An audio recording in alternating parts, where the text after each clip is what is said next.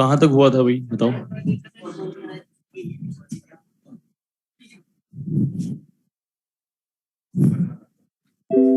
अच्छा बस यही हुआ था, कैटेगराइजेशन दिया था बस। चलो ठीक है, देखो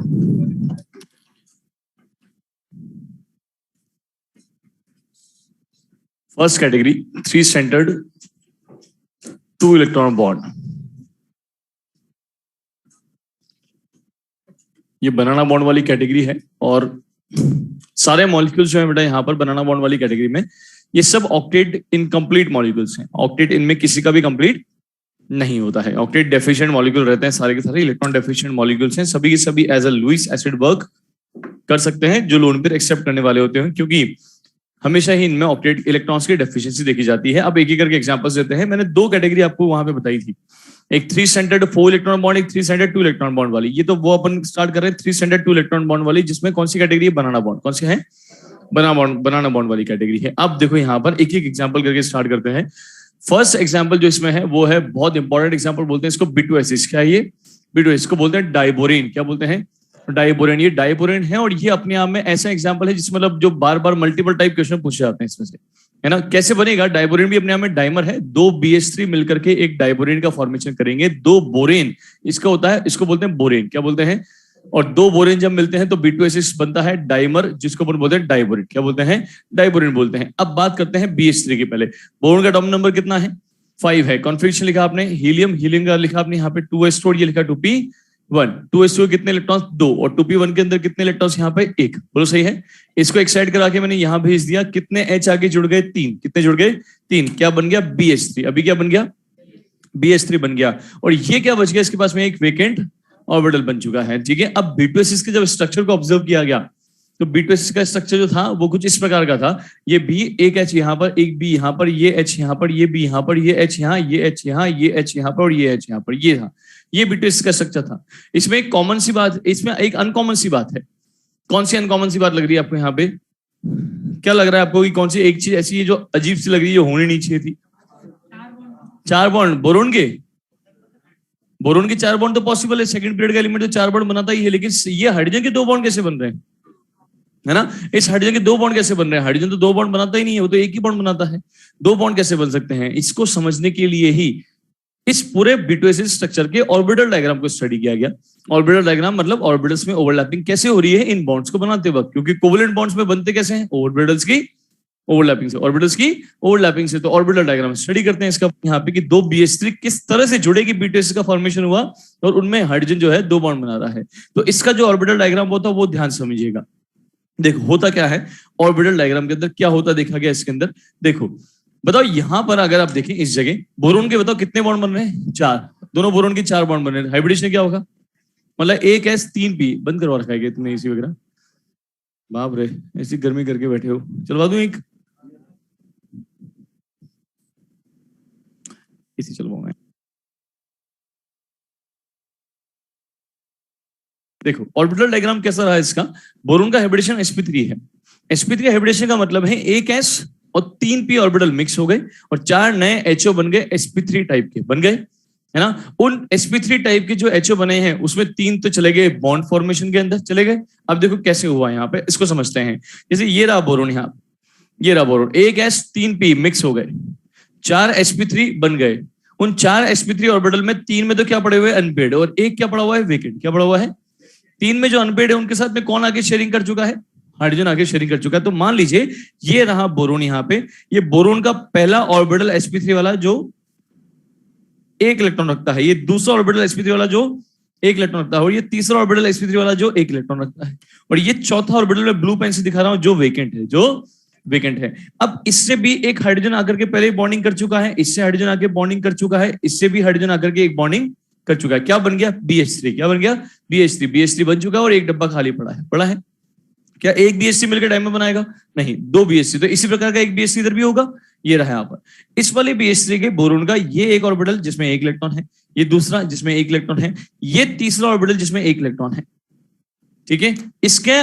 इसके साथ में ऑलरेडी 1 इलेक्ट्रॉन शेयरिंग करके बॉन्ड बना चुका है हाइड्रोजन, यहां भी कर चुका है इलेक्ट्रॉन शेयरिंग करके बॉन्ड, यहां भी कर चुका है इलेक्ट्रॉन की शेयरिंग करके बॉन्ड बनाने का काम। और इसी का ये वाला वो ऑर्बिटल जो वेकेंट है। आपने देखा मैंने क्या किया, मैंने इसके वेकेंट को इनके भरे हुए के साथ में, फील्ड के साथ में ओवरलैप करवा दिया, ऐसे इसके वेकेंट को इनके भरे हुए के साथ में ओवरलैप करवा दिया। रेजोनेंस का एक रूल बोलता है, रेजोनेंस वहां देखने को मिलता है जहां एक ऑर्बिटल एक से ज्यादा ऑर्बिटल से ओवरलैप करता है। अगर एक ऑर्बिटल एक ही ऑर्बिटल से ओवरलैप करे तो बॉन्ड जो है स्टेबल सा बन गया, मतलब वहां पे इलेक्ट्रॉन्स का डिलोकेशन नहीं है। जैसे फॉर एग्जांपल आपने लिया यहाँ पे, मान लीजिए ये एक ऑर्बिटल है, ये दूसरा ऑर्बिटल है, दोनों में एक एक इलेक्ट्रॉन है, दोनों पास है और शेयरिंग करके बॉन्ड बना के बैठ गए, बन गया, है ना। दोनों न्यूक्लियस के बीच में फाइनली कैसा दिख रहा है, यहाँ पे इलेक्ट्रॉन ये रहे, ये तो कुछ ऐसा है, दोनों न्यूक्लियस के बीच में इलेक्ट्रॉन डेंसिटी आ गई, दिख रहा है टॉपल स्ट्रक्चर, है ना। ये इलेक्ट्रॉन डेंसिटी दो न्यूक्लियस के बीच में फिक्स हो चुकी है। क्या हो चुकी है? फिक्स हो चुकी है, क्योंकि दोनों ऑर्बिटल्स के बीच में शेयरिंग हुई है। देखिए यहाँ क्या हो रहा है, क्या दो ऑर्बिटल्स के बीच में शेयरिंग हो रही है? तीन के बीच में, मतलब मिक्सिंग दो के बीच में कि तीन के बीच में है? तीन के बीच में है। इसका मतलब यहाँ पर एटम्स तीन है, एक ये, एक ये, एक ये, BHB, तीन एटम्स यहाँ पर है। और उन तीन एटम्स के बीच में इलेक्ट्रॉन कितने हैं? दो ही हैं, तो वो इनके बीच में भी रहेंगे और इनके बीच में रहेंगे। अगर इधर भी रहेंगे, इधर भी रहेंगे, इधर भी रहेंगे, इधर भी रहेंगे, इसी को क्या बोलते हैं? रेजोनेंस। क्या बोलते हैं? रेजोनेंस। क्यों हो रहा है ऐसा? क्योंकि वो जरूरी कंडीशन थोड़ी है कि यहाँ पे ये ओवरलैप कर रहा है और यहाँ इनके साथ में कर रहा है तो वो इलेक्ट्रॉन इन्हीं में रहेंगे, यहाँ जाएंगे नहीं, फिर ये मिक्सिंग क्यों करता? अगर मिक्सिंग हुई है तो इलेक्ट्रॉन्स का पार्टिसिपेशन यहां पर भी होगा। जब एक ऑर्बिटल एक से ज्यादा ऑर्बिटल से मिक्स कर जाए तो हमेशा इलेक्ट्रॉन्स का डिलोकेशन देखने को मिलता है, उसी को रेजोनेंस का बेसिक रूल कहा जाता है। ये रेजोनेंस का बेसिक रूल है। तो ये इलेक्ट्रॉन जो यहां पर हैं वो यहां भी रहेंगे, यहां भी रहेंगे, यहां भी रहेंगे, यहां भी रहेंगे, यहां भी रहेंगे, यहां भी रहेंगे, ऐसे घूमते हैं। ये तीनों ऑर्बिटल जो यहां मिक्स हुए हैं ना, ये तीनों ऑर्बिटल यहां जो मिक्स हुए हैं, ये तीनों ऑर्बिटल मिलकर के बेटा एक नए ऑर्बिटल में कन्वर्ट हो जाते हैं, जिसका शेप बनाना जैसा होता है, जिसका शेप, इसीलिए इसको बनाना बॉन्ड कहा गया है। फाइनली हुआ क्या, ये BH यहां पर, ये H यहां पर, ये BH यहां पर, ये H यहां पर, ये तो बन गए दो दो H बॉन्ड, बन गए BH बॉन्ड। और ये तीनों और जो मिक्स हुए यहाँ पर वो कुछ ऐसा शेप ले लेते हैं, ये रहा यहाँ पर, और ये कुछ ऐसा शेप ले लेते हैं यहाँ पर, ये सा। यहाँ पर क्या है? हाइड्रोजन। यहाँ भी क्या है? हाइड्रोजन। और बीच में दो इलेक्ट्रॉन यहाँ पर भी है और दो इलेक्ट्रॉन यहाँ पर भी है। शेप कैसा हो गया? उन तीनों ऑर्बिटल की मिक्सिंग के बाद में बनाना जैसा। कैसा हो गया? बनाना जैसा। और वो दोनों इलेक्ट्रॉन जो है वो ऐसे ऐसे ऐसे ऐसे ऐसे ऐसे ऐसे ऐसे लगातार घूमते हैं, लगातार घूमते हैं, इतना तेजी से घूमते हैं कि लगता है जैसे यहां भी बॉन्ड है, यहां ही बॉन्ड है, यहां ही बॉन्ड है, यहां ही बॉन्ड है, यहां ही बॉन्ड है, यहां ही बॉन्ड है, यहां ही बॉन्ड है, यहां ही बॉन्ड है। इसलिए वो ऐसा स्ट्रक्चर नजर आता है कि हाइड्रोजन के अराउंड दोनों साइड ही बॉन्ड नजर आता है। जैसे फैन घूम रहा है ना, अभी ये फैन घूम रहा है, मान लो इसकी स्पीड अपने फुल स्पीड में कर दिया, मान लो ये वाला घूम रहा है, इससे तेज तेज है ये, मान लो ये फुल स्पीड में चले। अभी तो आपको पता है क्योंकि आप रोज बैठते हो, रोज देखते हो इस फैन को, इसमें 3 प्लेट्स है ना, या 4 प्लेट्स है, जो भी XYZ। अगर ये बहुत तेजी से चले, फुल स्पीड में चले, तो आपको क्या लगेगा? आपको अगर उसको नहीं जानते हो, उस फैन को आपने पहले नहीं देखा, तो आप बता सकते हो उसमें प्लेट्स कितनी है? आपको लगेगा इतनी तेजी से चल रहा है, चारों तरफ ही प्लेट्स ही प्लेट्स है, चारों तरफ ही प्लेट्स ही प्लेट्स है, हर तरफ प्लेट्स ही प्लेट्स है। वैसी चीज यहाँ होती है। वो इलेक्ट्रॉन इतना तेजी से घूमते हैं, लगता है जैसे यहाँ ही बॉन्ड, यहाँ ही बॉन्ड, यहाँ ही बॉन्ड, यहाँ ही बॉन्ड, यहाँ ही बॉन्ड, यहाँ ही बॉन्ड, दोनों साइड में बॉन्ड नजर आता है, इसलिए स्ट्रक्चर ऐसा नजर आता है। आई बात समझ में, है ना। फाइनल स्ट्रक्चर कैसा बनता है? फाइनल स्ट्रक्चर ऐसा बनता है, B, एक H यहाँ, एक H यहाँ, यहाँ पर B, एक H यहाँ, एक H यहाँ, और यहाँ पर ये आ गया H ऊपर और एक आ गया H यहाँ पर नीचे। इन दोनों H को जो ऊपर नीचे हैं ये वाले, इनको बोला गया ब्रिजिंग हाइड्रोजन। क्या बोला गया? Bridging hydrogen. शॉर्ट में रिप्रेजेंट करेंगे HB में, क्योंकि दोनों बोरॉन को जोड़ने का काम कर रहे हैं, ब्रिज बनाने का काम कर रहे हैं, इसलिए ब्रिजिंग हाइड्रोजन। और जो टर्मिनल पोजीशंस पे, कॉर्नर पोजीशन पे लगे हुए, इनको बोला गया HT। क्या बोला गया? HT, मतलब ये टर्मिनल हाइड्रोजन को रिप्रेजेंट कर रहे हैं। ये इससे समझ में आया? अब पूछा जाएगा इसमें आपसे, कितने इसमें 3 सेंटर 2 इलेक्ट्रॉन बॉन्ड। देखो 3 सेंटर्स 3 एटम मतलब, और कितने इलेक्ट्रॉन? 2, तो लगातार घूम रहे, तो 3 सेंटर्स में 2 इलेक्ट्रॉन से बॉन्ड, एक ऊपर है और एक, तो ये वाला बॉन्ड कौन सा हुआ? 3 सेंटर्ड 2 इलेक्ट्रॉन बॉन्ड। कौन सा हुआ ये? 3 सेंटर्ड 2 इलेक्ट्रॉन बॉन्ड, जिसको अपन कौन सा बॉन्ड बोलते हैं? बनाना बॉन्ड। क्या बोलते हैं? बनाना। क्योंकि ऑर्बिटल कैसा शेप का हो गया? बनाना। 3 की मिक्सिंग से बनाना शेप का ऑर्बिटल यहाँ पे देखने को मिल रहा है। ठीक है, अब बात करते हैं, इलेक्ट्रॉन की डेफिशिएंसी बना है, इलेक्ट्रॉन की डेफिशिएंसी से बना है, तो ऑक्टेट कंप्लीट होने का सवाल नहीं होता, इसलिए ऑक्टेट कंप्लीट नहीं है। हाइब्रिडेशन बताओ इस बोरॉन का क्या है? 4 बॉन्ड बन रहे, तो sp3 हाइब्रिडेशन यहाँ पे निकल के आ रहा है। मॉलिक्यूल प्लेनर है कि नॉन प्लेनर है? तो मैं कहता हूँ मतलब मॉलिक्यूल कैसा है? Non planar. कैसा है? नॉन प्लेनर है। लगता है ऐसा ये प्लेनर इसको देख करके, लेकिन प्लेनर नहीं है। एक मॉडल दो, देखो ये ऐसा स्ट्रक्चर है, देखो ये ऐसा स्ट्रक्चर है, यहाँ बोरोन है, एक H यहाँ, H यहाँ, ये बोरोन, ये H यहाँ, ये H यहाँ, और एक HB ऊपर है और एक HB नीचे है। तो BHT BHT BHT BHT BHBB BHB भी। तो ये अबव द प्लेन वाला हाइड्रोजन है और ये बिलो द प्लेन वाला हाइड्रोजन है। It is a non planar structure, ये प्लेनर स्ट्रक्चर नहीं है। ये एटम, ये एटम, ये एटम, ये एटम जो चारों हाइड्रोजन है वो, और दोनों बोरोन एक ही प्लेन में लाई कर रहे हैं। इसलिए मैक्सिमम कितने एटम, 6 एटम्स ऐसे हैं जो एक प्लेन में लाई कर रहे हैं। 2 एटम्स ऐसे हैं जो अबव द प्लेन और बिलो द प्लेन है, जो प्लेन के अंदर वर्क नहीं कर रहे हैं। आई बात समझ में? ये स्ट्रक्चर तो नॉन प्लेनर तो हुआ, ये साथ में नॉन पोलर मॉलिक्यूल भी है। क्यों नॉन पोलर क्यों है? इसके अंदर म्यू 0 क्यों है? ये मॉलिक्यूल नॉन प्लेनर, साथ में ऑक्टेट कैसा हो गया इसका? इनकम्प्लीट। कैसा है? ऑक्टेट इनकम्प्लीट है। हर बनाना बॉन्ड वाला ऑक्टेट इनकम्प्लीट है। साथ में ये नॉन पोलर भी है। नॉन पोलर क्यों है? इसका म्यू 0 क्यों है? आपको डाइपोल में एक रूल लिखवाया था मैंने, जब सेंट्रल एटम के पास में सारे साइड एटम सेम हो और लोन पेयर एक भी ना हो, तो फिर नॉन मॉलिक्यूल कैसा होता है? Non polar, always non polar. ये वही तो है, बोरोन के पास में लोन पेयर भी नहीं है, सारे साथ में सारे साइड एटम जो है वो सेम है हाइड्रोजन। इसका मतलब यहां पर कोई पोलैरिटी नहीं बचेगी। मॉलिक्यूल कैसा है? नॉन पोलर मॉलिक्यूल निकल करके आ रहा है। अब 2-3 बातें और पूछी जाएगी आपसे यहाँ पे कि B2SH को बनाने में कितने वैलेंस इलेक्ट्रॉन्स पार्टिसिपेट कर रहे हैं? कितने वैलेंस इलेक्ट्रॉन्स? वैलेंस शेल के इलेक्ट्रॉन्स। तो आउटरमोस्ट शेल के इलेक्ट्रॉन कितने पार्टिसिपेट कर रहे हैं? देख लो एटम्स को। बोरोन है 2 एटम है, B2SH में 2 तो कौन है? बोरोन। 2 तो कौन है? बोरोन। बोरोन के आउटरमोस्ट के कितने इलेक्ट्रॉन होते हैं? 3। तो 2 बोरोन के हिसाब से कितने हुए? 6। और हर एक हाइड्रोजन का 1-1 इलेक्ट्रॉन, 6 हाइड्रोजन के 6। टोटल मिलाई कितने हुए? 6 और 6 12। टोटल 12 इलेक्ट्रॉन मिलकर के, वैलेंस इलेक्ट्रॉन मिलकर के B2SH की फॉर्मेशन में हेल्प कर रहे हैं। B2SH के लिए ये बातें पूछी जाती है कि B2SH के अंदर अगर हम मिथाइलेशन करवाएं, क्या करवाएं? मिथाइलेशन करवाएं। मिथाइलेशन करवाने का मतलब होता है आप इसके कुछ हाइड्रोजन को हटा करके उनकी जगह मिथाइल ग्रुप को ऐड कर रहे हो। मिथाइलेशन का मतलब वो होता है। तो B2SH के अंदर अगर हम मिथाइलेशन करवाया जाए, जैसे मैंने यहाँ पे लिया है 4 CH3 लिए हैं, ये लिया 4 CH3 कोई कंपाउंड लिया है ना। मैंने एक कंपाउंड बनाया यहाँ पे B2H2CH3 और 4 HCl के साथ में चले गए, ये 4 HCl की फॉर्म में बाहर, है ना, ये बन गया यहाँ पर। अब ये क्या रिएक्शन यहाँ पे लिखी मैंने, एक्चुअली क्या किया, B2SH का मिथाइलेशन करवा दिया, उसको मिथाइल कंपाउंड से जोड़ करके H को हटा करके कौन जोड़ दिए? मिथाइल जोड़ दिए। देखो B2SH में कितने हाइड्रोजन थे? 6। और अभी कितने बचे हुए हैं? 2। ये 2 हाइड्रोजन कौन से हैं बेटा? ब्रिजिंग वाले। कौन से हैं? ब्रिजिंग वाले हाइड्रोजन को रिप्लेस आप मिथाइल ग्रुप से नहीं कर सकते हैं। मिथाइलेशन इथाइलेशन करवाने का मतलब होता है उसकी ज्योमेट्री वैसी ही बनी रहे उस कंपाउंड की, और वैसी ही सेम ज्योमेट्री बनी रहने के साथ साथ उसके साथ में आप एटम्स को हटा करके दूसरे मॉलिक्यूल्स या ग्रुप को ऐड कर दें। B2SH के अंदर यहाँ पे दोनों छोटे छोटे हाइड्रोजन एटम हैं, ये भी हाइड्रोजन एटम है, ये भी हाइड्रोजन एटम है ना। ये B2SH की ओवरऑल ज्योमेट्री है। छोटे एटम्स हैं, रिपल्शन की मात्रा कम है, रिपल्शन की मात्रा कम है। अगर आपने इनकी जगह जोड़ना है आपको CH3, क्या जोड़ना है? CH3 जोड़ना है। और अगर आपने यहां जोड़ने की कोशिश करी जो कि बल्कि ग्रुप है, तो उनके बीच में क्या हो जाएगा? स्टेरिक। और अगर स्टेरिक रिपल्शन हो गया, स्टेरिक हिंड्रेंस हो गया, तो बॉन्ड्स जो है वो स्टेबल रहेंगे या वीक हो जाएंगे? अगर बॉन्ड्स वीक हो गए तो टूट सकता है, टूट सकता है। तो B2SH की मॉलिक्यूल टूट गई। अगर B2SH की मॉलिक्यूल टूट गया तो वो B2SH बचा के नहीं बचा, तो B2SH की ज्योमेट्री तो चेंज हो गई। आपका इथाइलेशन मिथाइलेशन का मतलब होता है उसी ज्योमेट्री को मेंटेन करते हुए आप उसमें एटम्स को रिप्लेस करके किसी नए समूह को या नए ग्रुप को वहां पे लगाएं। तो वो तभी पॉसिबल है जब बीच के ये बॉन्ड्स ब्रेक ना हो। आप इन चारों को मैक्सिमम रिप्लेस कर सकते हो। इसलिए पूछा जाता है कितने हाइड्रोजन मैक्सिमम रिप्लेस कर सकते हैं? मैक्सिमम 4।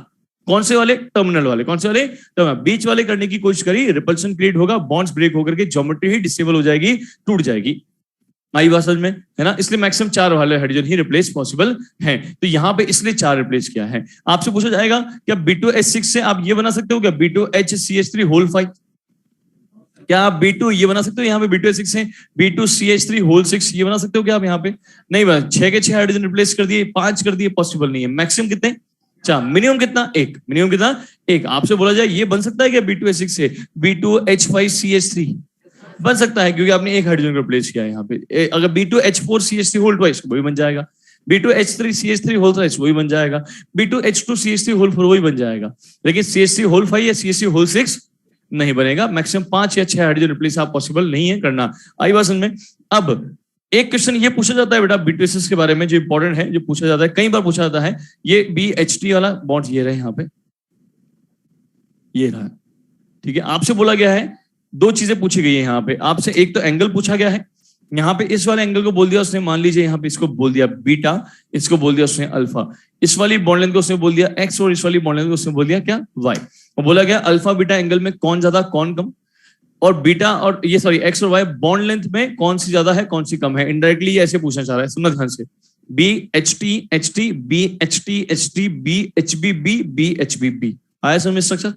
अब आपसे पूछा गया है बी एच बी और बी एच बी के बीच में एक तो ये एंगल अल्फा बोल दिया, सॉरी बीटा बोल दिया इसको, है ना, और बी एच टी के बीच में ये वाला एंगल क्या बोला, अल्फा। एक बाहरी एंगल और एक अंदर वाला एंगल पूछा गया है। समझ में आया कौन सा एंगल पूछ रहा है? ठीक है, एक पूछा है बी एच बी वाली बॉन्ड लेंथ को एक्स मान लिया और बी एच टी वाली बॉन्ड लेंथ को वाई मान लिया कि ये वाली बॉन्ड लेंथ तो ये वाली बॉन्ड लेंथ में बोरोन हाइड्रोजन के बीच में कौन सी ज्यादा कौन सी कम, और ये वाला एंगल है ना, और ये वाला एंगल में कौन सा ज्यादा कौन सा कम, ये पूछा गया है आपसे, है ना। तो अब देखो ध्यान से बताओ बोरोन का हाइब्रिडेशन क्या है यहाँ पर, sp3 के हिसाब से एंगल कितना होना चाहिए, 109 डिग्री 28 मिनट का होना चाहिए एंगल, यहाँ पे होना चाहिए हमारे हिसाब से 109 डिग्री 28 मिनट का एंगल होना चाहिए। लेकिन यहाँ देखो रिंग कितने मेंबर की बन रही है, 1 2 3 4, कितने मेंबर की है, 1 2 3 4, 4 मेंबर की रिंग है। और 4 मेंबर की रिंग मतलब कहीं ना कहीं बनती है तो कब बनती है, 4 मेंबर से क्या बनता है, 4 मेंबर की रिंग को क्या बनाते हैं, स्क्वायर। क्या बनाता है एक तरह से स्क्वायर, स्क्वायर में एंगल कितना होता है अप्रोक्सीमेट 90 डिग्री का। यहाँ मैं अप्रोक्सीमेट 90 बोल रहा हूँ, क्यों, क्योंकि सारे एटम सेम नहीं है,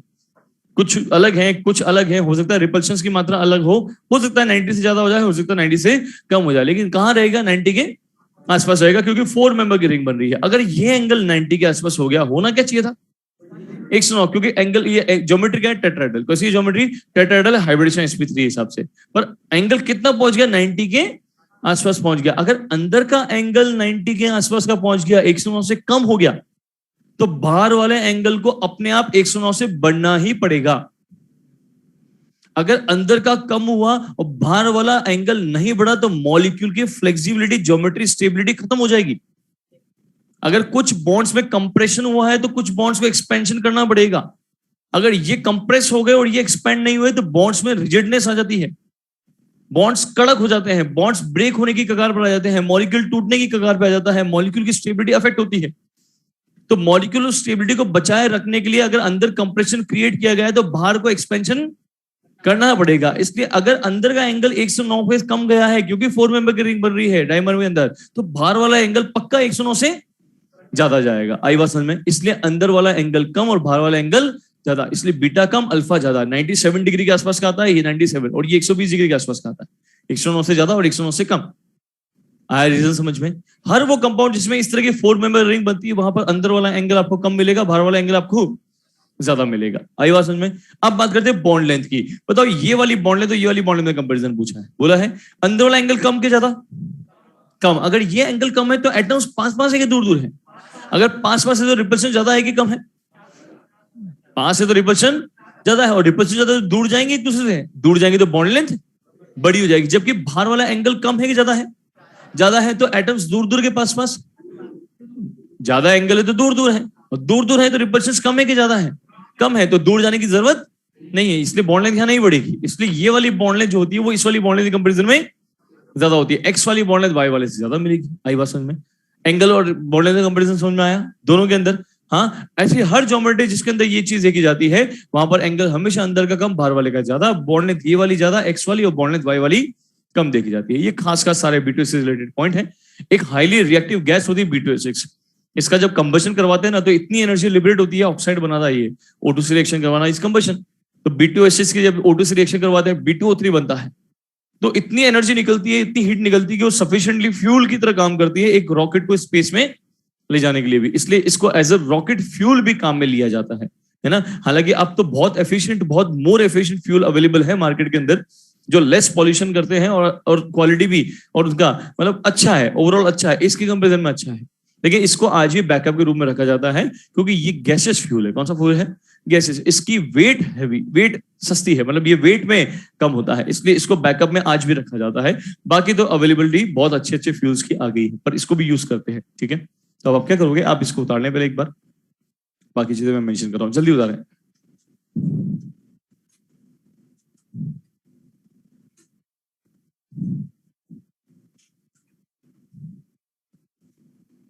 बैक बॉन्डिंग के बाद यही है क्या? बिल्कुल बेटा, बैक बॉन्डिंग के बाद यही है, अभी तक यही पर पूछ रहे हो।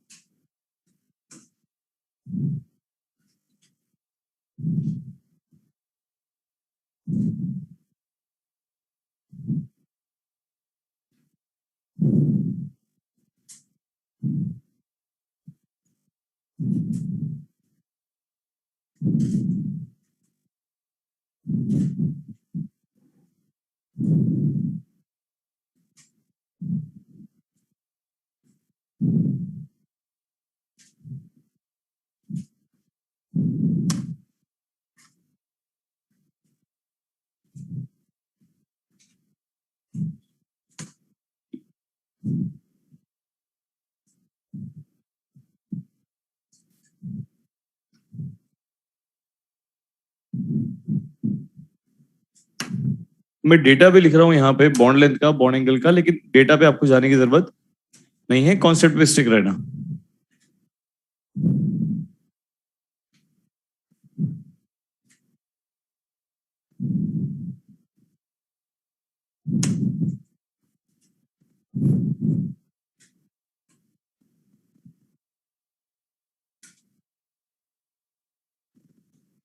एंगल वाले में ये है बेटा,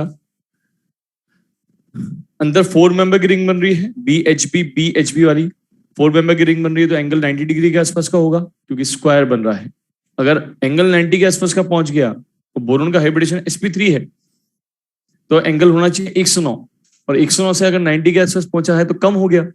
अगर अंदर का एंगल कम हो गया तो बाहर का अपने आप एक्सपैंड हो जाएगा, क्योंकि मॉलिक्यूल में कंप्रेशन के साथ में एक्सपेंशन भी साथ में होता है, ताकि स्टेबिलिटी और ज्योमेट्री और बॉन्ड्स की रिजिडनेस, मतलब बॉन्ड्स में रिजिडनेस ना आए, फ्लेक्सिबिलिटी बनी रहे।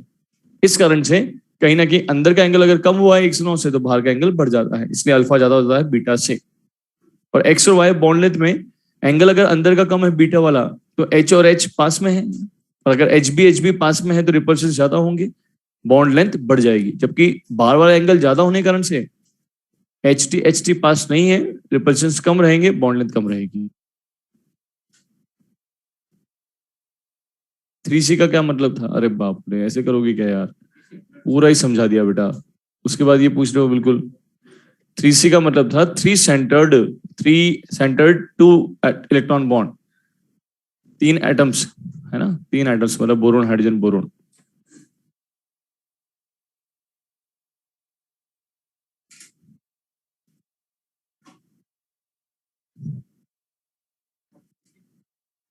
ऑक्टेट इनकम्प्लीट क्यों रहता है? क्योंकि वेकेंट ऑर्बिटल काम में आ रहा है बॉन्ड बनाने के लिए, वो भी दूसरों के साथ ओवरलैप कर रहा है।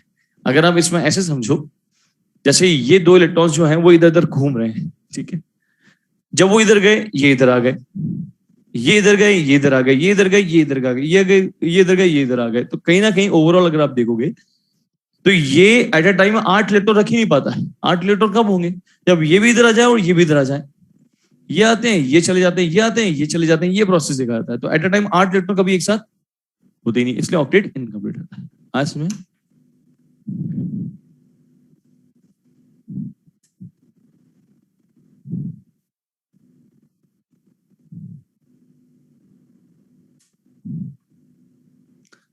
बोरेन लिखा है बेटा, बोरेन, इसको बोरेन बोलते हैं, ये बोरेन है।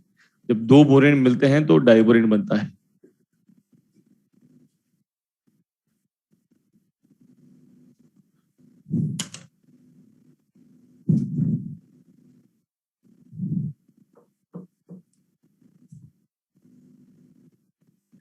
हो गया?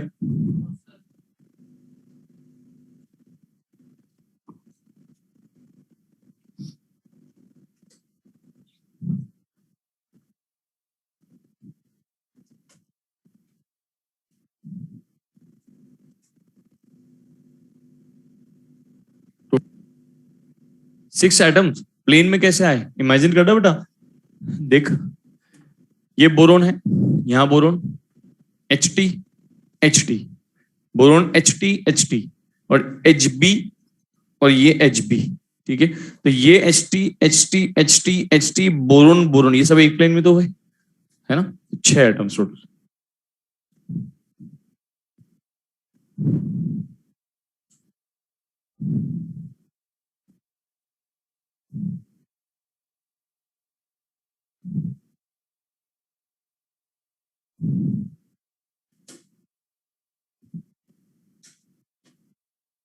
लेंथ इंक्रीज होने पे बॉन्ड एंगल इफेक्ट नहीं होगा सौरभ। कैसे होगा बेटा? आप इसको देखो, आप ये ऐसे बनाओगे, मान लो ये कोई मॉलिक्यूल है, एंगल कितना बोलोगे? 120। देखना ध्यान से सौरभ, और अगर आपने इसको ऐसे बनाया तो एंगल क्या बोलोगे? 120। लेंथ इंक्रीज होने से एंगल में फर्क पड़ा क्या? कुछ भी सोचते हो यार, थोड़ा सा ऐसे सोचो जो चीजें मतलब। हो गया सौरभ?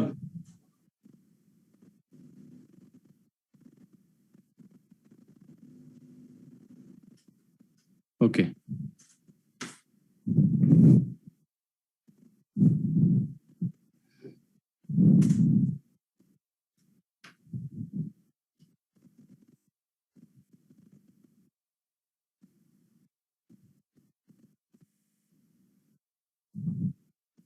डन।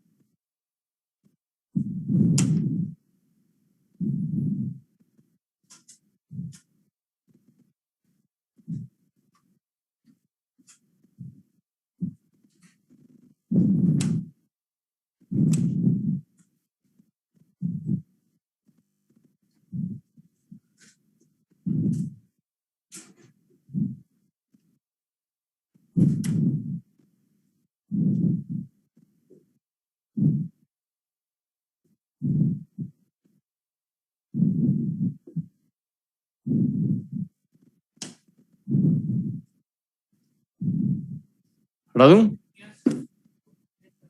हम्म।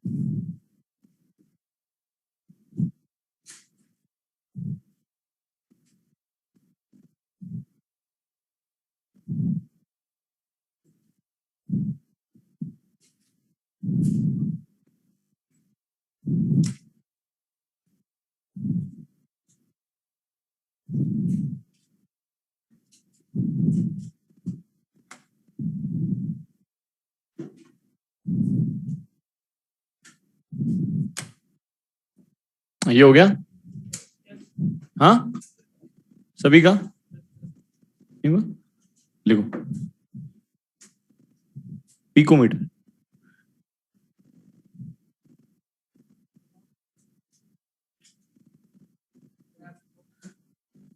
हाँ स्पेस छोड़ के चलना है क्योंकि हाइब्रिडेशन, ऑक्टेट कंप्लीट, इनकम्प्लीट, ये सब चीजें लिखेंगे उसमें। 2 मिनट रुक जाओ ना यार, आ रहा हूं बस। हो गया सबका अब तो इधर?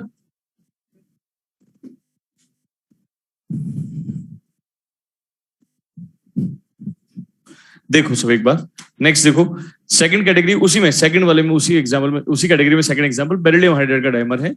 डायमर आपको जनरली सॉलिड स्टेट में नहीं मिलेंगे, ध्यान रखना। जनरली डायमर आपको वेपर या गैसेज स्टेट में ही मिलेंगे, मैक्सिमम लिक्विड स्टेट के अंदर मिलेंगे। एक Al2Cl6 का ही डायमर है जो लिक्विड और सॉलिड दोनों स्टेट में पाया जाता है। बाकी सभी डायमर आपको मोस्टली वेपर या गैसेज स्टेट के अंदर ही देखने को मिलेंगे। 2 ही मॉलिक्यूल्स जुड़ते हैं तो वेपर गैसेज स्टेट तक ही पहुंच पाते हैं। जब मल्टीपल मॉलिक्यूल्स जुड़ते हैं, अट्रैक्शंस डोमिनेट करते हैं, बॉन्ड ओवर अट्रैक्शंस बढ़ते हैं, तो सॉलिड स्टेट तक अचीव हो जाती है। इसलिए पॉलीमर आपको कहां मिलेंगे? सॉलिड स्टेट में। लेकिन डायमर आपको कहां मिलेंगे? गैसेस या वेपर स्टेट में मिलेंगे। तो मैंने लिखा हुआ है यहाँ पर BCl2 वेपर स्टेट के अंदर है, ठीक है, सॉरी BH2। अब बेरिलियम हाइड्राइड बनाया बेटा, एटॉमिक नंबर कितना है? 4। हीलियम 2s2 लिख दिया कॉन्फ़िगरेशन, इलेक्ट्रॉन एक एक्साइड करके आगे भेजा, 2 H आगे जुड़ गए, क्या बन गया अभी? BH2। क्या बन गया? BH2 का फॉर्मेशन आपने यहाँ पर करवा दिया, ये BH2 का फॉर्मेशन आपने कर दिया, ठीक है, हो गया। चलो आगे बढ़ते हैं। अब यहाँ पर देखो, बताओ, ये एक बेरिलियम हाइड्राइड का मॉलिक्यूल दूसरे बेरिलियम हाइड्राइड के मॉलिक्यूल के पास में आ रहा है और BH2 में 2 डब्बे भी बाकी हैं, 2 डब्बे भी बाकी हैं। अब देखो ध्यान से, यहाँ पर होता क्या है? होता ये है, अब वही वाला जो फंडा अपन ने वहां सीखा था, इसके 2 खाली डब्बों में से एक खाली डब्बा इनके भरे हुए के साथ में ओवरलैप करके यहां बॉन्ड बना लेगा। ऐसे इसका 2 में से एक खाली डब्बा इनके भरे हुए के साथ में, इनके भरे हुए के साथ में ओवरलैप करके यहां बॉन्ड बना लेगा। क्या बन गया? ये डायमर। क्या बन गया? डायमर बन गया। आप बताओ बेरिलियम का हाइब्रिडेशन क्या? sp2 मॉलिक्यूल के साथ प्लेनर के non planar, planar, octet complete के इनकम्प्लीट, इनकम्प्लीट। सारे मॉलिक्यूल्स ऑक्टेट कैसे हैं? इनकम्प्लीट मॉलिक्यूल्स ही हैं ऑक्टेट वाले। यहाँ पर sp2 है प्लेनर ही होगा, sp3 है तो नॉन प्लेनर ही होगा, पक्का है। लेकिन क्या ऑक्टेट कंप्लीट हुआ? नहीं। ऑक्टेट कंप्लीट करने की इच्छा में डायमर बनाना था, लेकिन डायमर बनाने में भी ऑक्टेट कंप्लीट नहीं हुआ। वो अलग बात है, बॉन्ड्स नए बने, एनर्जी का रिलीज हुआ, ओवरऑल स्टेबिलिटी को लेकर के ही आया है, लेकिन ऑक्टेट तो कंप्लीट नहीं हुआ। पर ऑक्टेट कंप्लीट करने की इच्छा में ये आगे पॉलीमर तक बना सकता है। क्यों? क्योंकि इसके पास में डब्बे वेकेट कितने थे? 2। तो अभी कितना काम आया है? एक ही तो मिक्स हुआ है, अभी एक और बचा हुआ है कि नहीं बचा हुआ है? बचा हुआ है। तो वो क्या करेगा? ये रहा बेरिलियम हाइड्राइड एक और, तो ये अपना एक वेकेंट ऑर्बिटल इनके भरे हुए के साथ में ओवरलैप करके यहां बॉन्ड बना देगा। ऐसे अपना एक वेकेंट ऑर्बिटल इनके भरे हुए के साथ में ओवरलैप करके यहां बॉन्ड बना देगा। तो आई बात समझ में? एक यहां, एक यहां, एक यहां, एक यहां, एक यहां, एक यहां, ऐसे बहुत सारे बेरिलियम हाइड्राइड के मॉलिक्यूल आपस में जुड़ जाएंगे और मॉलिक्यूल का फॉर्मेशन कर देंगे। ये बन गया पॉलीमर। क्या बन गया? पॉलीमर। कौन सी स्टेट में? सॉलिड स्टेट में। कौन सी स्टेट में है? सॉलिड स्टेट के अंदर निकल के आ रहा है। सभी के अंदर ये बॉन्ड कौन सा है? बनाना बॉन्ड। कौन सा बॉन्ड है ये? बनाना। वही 3 सेंटर्ड 2 इलेक्ट्रॉन बॉन्ड है, बनाना बॉन्ड ही है, इलेक्ट्रॉन डेफिशिएंट बॉन्ड ही है। ये सारे बॉन्ड कौन से हैं? बनाना बॉन्ड ही है, 3 सेंटर्ड 2 इलेक्ट्रॉन बॉन्ड। सभी के अंदर इलेक्ट्रॉन की डेफिशिएंसी है, ऑक्टेट कंप्लीट किसी का भी नहीं है। यहाँ बेरिलियम का हाइब्रिडेशन क्या बेटा? sp3 प्लेनर के नॉन प्लेनर मॉलिक्यूल है, ऑक्टेट कंप्लीट के इनकम्प्लीट है। अब आ रहा है Al2CH3 होल साइज, यहाँ पे ये भी डायमर है Al2CH3 होल थ्राइस का, है ना।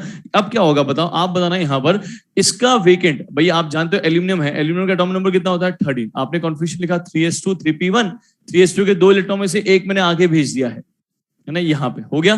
कितने CH3 आगे जुड़ गए? 3। और क्या बच गया? एक इसके पास में वेकेंट ऑर्बिटल। तो अब क्या होगा? इसका वो बचा हुआ वेकेंट ऑर्बिटल इनके भरे के साथ में ओवरलैप कर जाएगा, इसका बचा हुआ वेकेंट ऑर्बिटल इनके भरे के साथ में ओवरलैप कर जाएगा, और यहां भी बॉन्ड बन जाएगा और यहां भी बॉन्ड बन जाएगा। क्या बन गया? डायमर। क्या बन गया?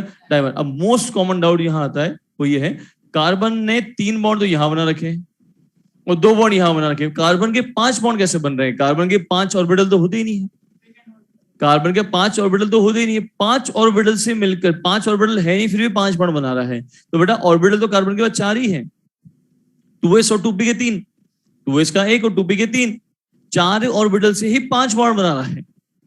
डाउट ये आता है सर यहाँ 5 बॉन्ड बन रहे हैं तो 5 बॉन्ड के साथ तो हाइब्रिडेशन sp3d आना चाहिए, और d कार्बन में होता नहीं है, 2d होता नहीं है, तो फिर d कहां से आ रहा है? d है भी नहीं बेटा, कार्बन का s और 2p वाले 3 ही मिक्स हुए हैं, 4 ही HO बने हैं, वो 4 ही HO मिलकर के 5 बॉन्ड बना रहे हैं। कैसे बनाते हैं वो समझाता हूं मैं आपको थोड़ा सा। यहाँ पर ये देखो, यहाँ पे C के साथ में एक H यहाँ, एक H यहाँ, एक H यहाँ, ऐसे लिख दो इसको, इलेबोरेट करके कोई दिक्कत तो नहीं है ना। अब देखो यहाँ पे होता क्या है, कार्बन देखो यहाँ पर, कार्बन का हाइब्रिडेशन बताओ। अगर मान लो ये बॉन्ड नहीं बनता अभी, तो 1 2 3 4 बॉन्ड बन रहे हैं।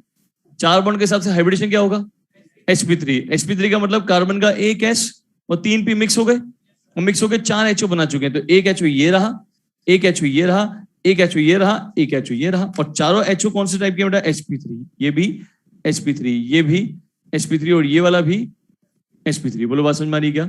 हाँ बोलो ना। ये हो गया, यहाँ पर चारों sp3 हैं। अब इसके sp3 के साथ में एक हाइड्रोजन यहाँ आके बॉन्ड बना चुका है, ये बॉन्ड बना लिया। एक हाइड्रोजन यहाँ आके बॉन्ड बना चुका है, और एक हाइड्रोजन यहाँ आके बॉन्ड बना चुका है। देखो यहाँ बन गए 3 हाइड्रोजन के साथ बॉन्ड, है ना। और एक बॉन्ड किसने बनाया है, एल्यूमिनियम ने, अपने ऑर्बिटल को इसके इलेक्ट्रॉन के साथ शेयर करके। ये रहा यहाँ, ये एल्यूमिनियम का एक इलेक्ट्रॉन यहाँ शेयर हुआ है, बॉन्ड बन गया। अब ये जो एल्यूमिनियम है ये वाला, वो कौन सा यूज कर रहा है अपना, वेकेंट। कौन सा, वेकेंट। तो उसका वेकेंट है जो इसके sp3 के साथ में ओवरलैप कर रहा है। तो ये मत सोचना कार्बन के ऑर्बिटल 5 हो गए, कार्बन के ऑर्बिटल तो 4 ही हैं। उसमें एक ऐसा हाइब्रिड ऑर्बिटल है जो दोनों के साथ मिक्सिंग कर रहा है, इसलिए तो रेजोनेंस होगा। जब भी तो घूमेंगे भाई, एक ऑर्बिटल अगर एक से ज्यादा से घूमे मिक्स होगा तभी तो रेजोनेंस होगा ना। तो ये तीनों मिलकर के कैसा शेप देते हैं, बनाना। कैसा, बनाना। और बनाना इसी शेप में कन्वर्ट हो जाते हैं, और फिर इलेक्ट्रॉन्स का डिलोक्लाइजेशन चालू हो जाता है। आया समझ में? तो एक ही ऑर्बिटल है कार्बन का जो 2 के साथ ओवरलैप करता है। ये है रियल इसका स्ट्रक्चर। आपको समझ में आया तो बहुत बढ़िया बात है, नहीं समझ में आया तो भी बहुत बढ़िया बात है, कोई काम तो नहीं आएगा। पर आपका कॉमन डाउट बनना चाहिए था, जो किसी का नहीं बना, पर मैंने बता दिया एक्चुअली ये डाउट ये बनता है। तो ध्यान रखना, कार्बन का हाइब्रिडेशन sp3d नहीं हो सकता है, sp3 ही हाइब्रिडेशन उसका है 4 बॉन्ड के हिसाब से। एक टाइम पे नहीं, वो साइमल्टेनियस प्रोसेस होता है। ये कभी नहीं होता कि इसके साथ जा रहा है तो इसके साथ नहीं जा रहा है। ये प्रोसेस साइमल्टेनियस है, क्योंकि ये तीनों मिक्स होकर के एक नए ऑर्बिटल में चेंज हो चुके हैं। ये मत सोचना कि ये मिक्स इसके साथ हो रहा है, इसके साथ नहीं हो रहा है, फिर इसके साथ हो रहा है, इसके साथ नहीं हो रहा। नहीं, वो तीनों की मिक्सिंग से एक बन चुका है ऑलरेडी। सारा प्रोसेस साइमल्टेनियस चलता है ना। एक के बाद एक कुछ नहीं, सब प्रोसेस साथ में चलता है। अब आ जाओ इसमें, यहाँ पे इसको लिखने की जरूरत नहीं है क्योंकि बिल्कुल सेम है। एल्यूमिनियम के क्या लिख दोगे, बस गैलियम। तो ये कौन सी कैटेगरी हुई, पूरी 3 सेंटर्ड 2 इलेक्ट्रॉन बॉन्ड वाली। अब कौन सी कैटेगरी आएगी, 3 सेंटर्ड 4 इलेक्ट्रॉन बॉन्ड वाली कैटेगरी आएगी। और इस वाले बॉन्ड वाली कैटेगरी में जो एग्जांपल्स हैं वो देख लो आप यहाँ पे। सेकंड कैटेगरी यहाँ पर जो आ रही है ये है बी कैटेगरी। बी कैटेगरी है किसकी, 3 सेंटर्ड 4 इलेक्ट्रॉन बॉन्ड वाली। इसके अंदर 4 एग्जांपल लिखे थे अपन ने, याद है आपको? Al2Cl6 वो द फर्स्ट एग्जांपल। तो फर्स्ट एग्जांपल लिया मैंने यहाँ पर Al2Cl6। देख लो अब यहाँ बेटा, ये है डाइमर। क्या है ये, डाइमर है। डाइमर ऑफ AlCl3 का डाइमर है इन लिक्विड या फिर सॉलिड स्टेट, दोनों में पाया जाने वाला अकेला एकमात्र डाइमर है इस कैटेगरी में। ये कैसे बनेगा, एल्यूमिनियम क्या है बेटा, 13 एटॉमिक नंबर रखता है। कॉन्फिगरेशन लिखा आपने 3s2, ये लिखा आपने 3p1। 3s2 के 2 इलेक्ट्रॉन में से एक मैंने एक्साइड करके आगे भेज दिया पहले से। यहाँ पे कितने Cl आके जुड़ गए, 3 Cl आके जुड़ गए। क्या पड़ा हुआ है इसके पास में, एक वेकेंट ऑर्बिटल पड़ा हुआ है। अब 2 AlCl3 मॉलिक्यूल पास में आ रहे हैं। एक AlCl3 मॉलिक्यूल ये पास में आया, दूसरे AlCl3 मॉलिक्यूल के आया। ये लो यहाँ पे दोनों मिलके क्या बनाना चाहते हैं, डाइमर। क्यों, क्योंकि 3 इलेक्ट्रॉन तो Al के खुद के और 3 शेयर हुए हैं। टोटल मिला के कितने हुए, 6। ऑक्टेट कंप्लीट के इनकम्प्लीट, ऑक्टेट कंप्लीट करने की इच्छा है कि नहीं है? तो इसके पास में क्या पड़ा हुआ है, डब्बा। इसके पास में क्या पड़ा हुआ है, डब्बा पड़ा हुआ है। डब्बा दोनों एलिमेंट के पास में।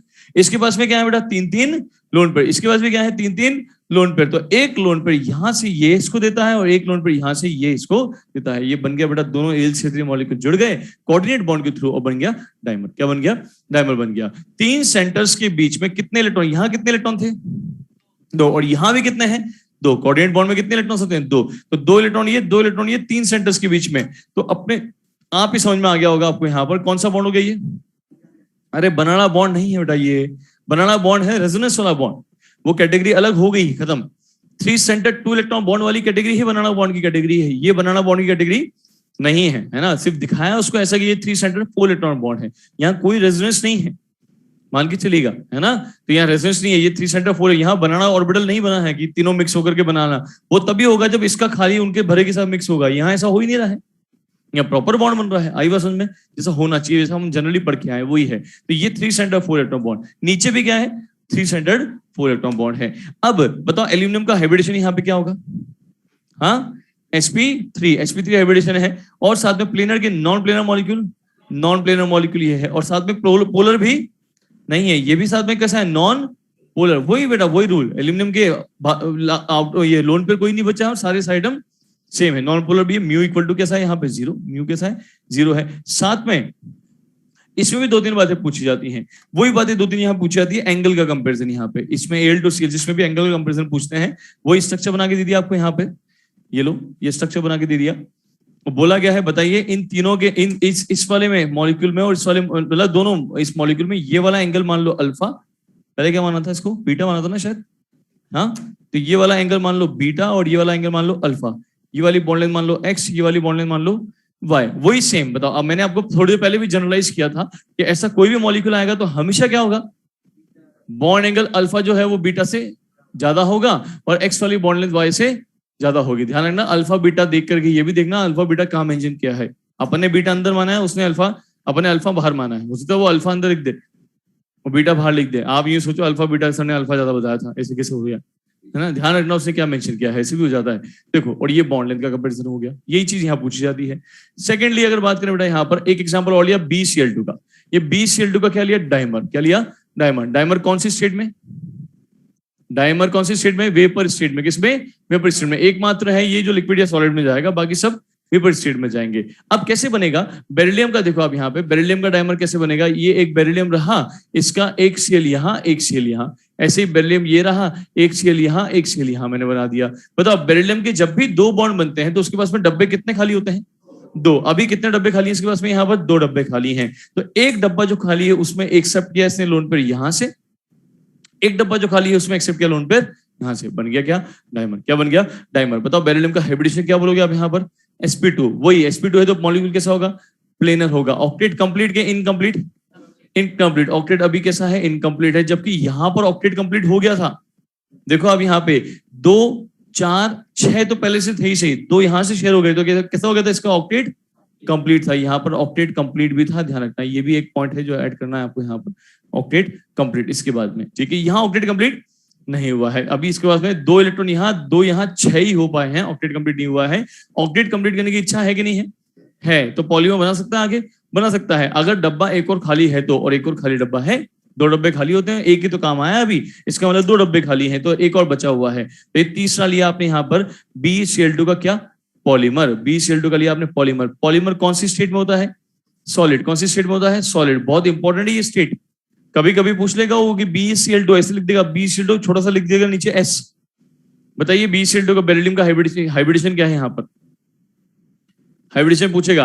अब अपन ये S नहीं दिखा ना गलती से, तो बेरिलियम का अपन ये बोलेंगे दो बॉन्ड बन रहे हैं, हाइब्रिडेशन sp खत्म। जबकि हाइब्रिडेशन sp3 आएगा, क्योंकि सॉलिड में वो पॉलीमर में होता है। कैसा होता है, हाँ गैसेस स्टेट में नहीं है वो, वहां पर तो पॉलीमर में होता है। तो पॉलीमर में ऐसा बनता है, बेरिलियम क्लोराइड का मॉलिक्यूल एक ये रहा, ये दूसरा बेरिलियम क्लोराइड का मॉलिक्यूल मान लीजिए, ये तीसरा बेरिलियम क्लोराइड का मॉलिक्यूल। बहुत सारे ले लो अब यहाँ पे, 4 तो मिनिमम ले लो। लो ये बेरिलियम क्लोराइड के मॉलिक्यूल दिखा दिए। अब हर एक बेरिलियम के पास में कितने डब्बे खाली हैं, 2। एक लोन पेड यहाँ से लिया, एक से लोन पेड यहाँ से लिया, एक से यहाँ से ले लिया, एक से यहाँ से ले लिया, एक से आगे से मिल रहा होगा, एक से आगे से मिल रहा होगा, एक से यहाँ से ले लिया, एक आगे से दे रहा होगा। ये हो गया बेटा कौन सा, 3 सेंटर्ड अगेन 4 इलेक्ट्रॉन बॉन्ड। कौन सा हो गया, 3 सेंटर्ड 4 इलेक्ट्रॉन बॉन्ड। अब बताओ बेरिलियम का हाइब्रिडेशन क्या, sp3, 4 बॉन्ड के साथ से sp3। अब ऑक्टेट भी कंप्लीट हो गया, देखो 2 4 6 8 ऑक्टेट कंप्लीट हो चुका है। आई बात समझ, प्लेनर की नॉन प्लेनर, नॉन प्लेनर, क्योंकि sp3 है तो नॉन प्लेनर ही होगा, पक्का है। आई बात समझ में, है ना। एक एग्जांपल और है पर अब जगह नहीं है, आप इसको पहले ही उतार लें।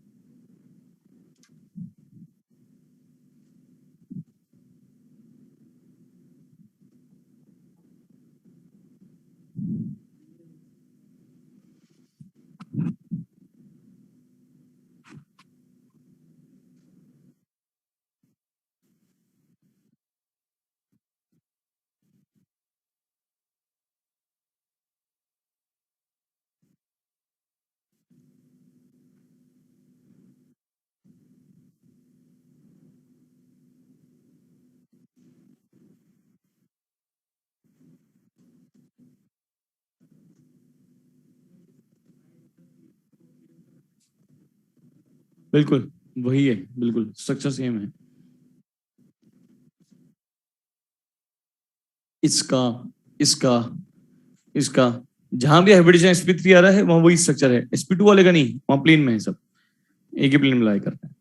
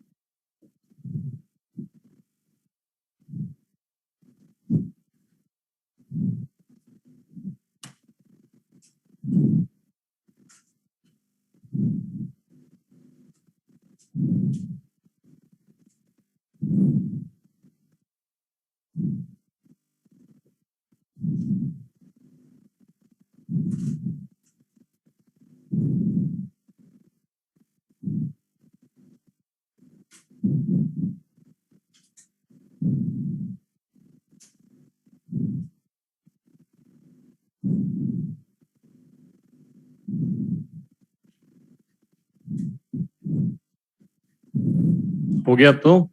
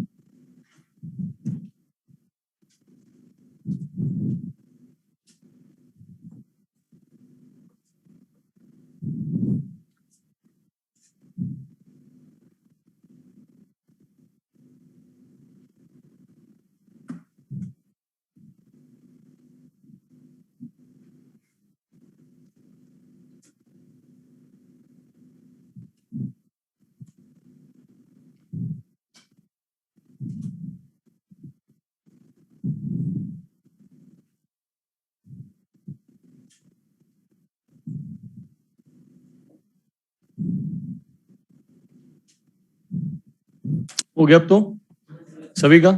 सब बोर्ड पे देखो एक बार। लास्ट केस देख लो इसका I2Cl6 यहाँ पे। I2Cl6 किसका डाइमर है? ICl3 का।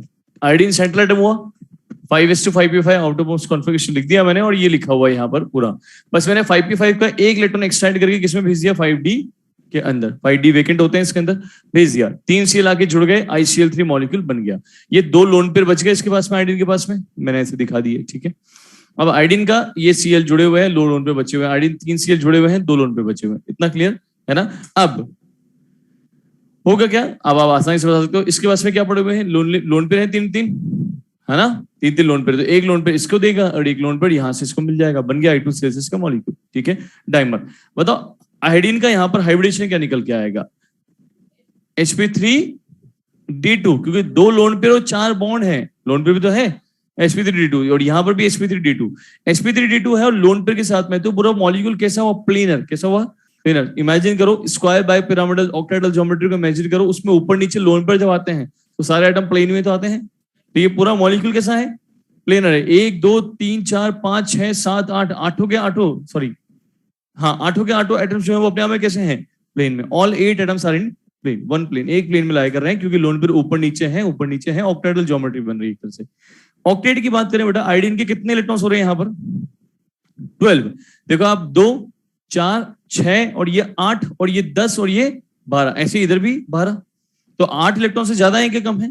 ज्यादा है, तो इसलिए इसको क्या बोलते हैं, सुपर ऑक्टेट मॉलिक्यूल। क्या बोलते हैं, सुपर ऑक्टेट मॉलिक्यूल या हाइपरवेलेंट मॉलिक्यूल भी आप इसको कह सकते हो। सुपर ऑक्टेट मॉलिक्यूल या हाइपरवेलेंट मॉलिक्यूल्स हैं।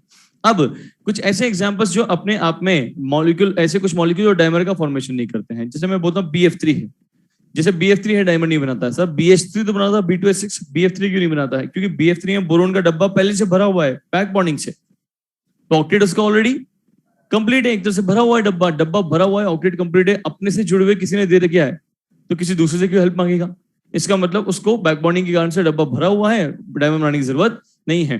BCl3, BBr3, Bi3 में बैक बॉन्डिंग तो नहीं होती, BCl3 में होती है लेकिन स्ट्रेंथ बहुत कम रहती है, पर इनके अंदर साइड एटम का साइज बहुत बड़ा है, देखो सेंटर एटम बोरोन से, इसलिए जब वो बॉन्ड अगर डायमंड बनाने के लिए पास में आए तो उनके साइड एटम में टकराव हो जाएगा, साइड रिपल्शन हो जाएगा और डायमंड का फॉर्मेशन नहीं होगा, इसलिए नहीं बनाते देखे जाते हैं।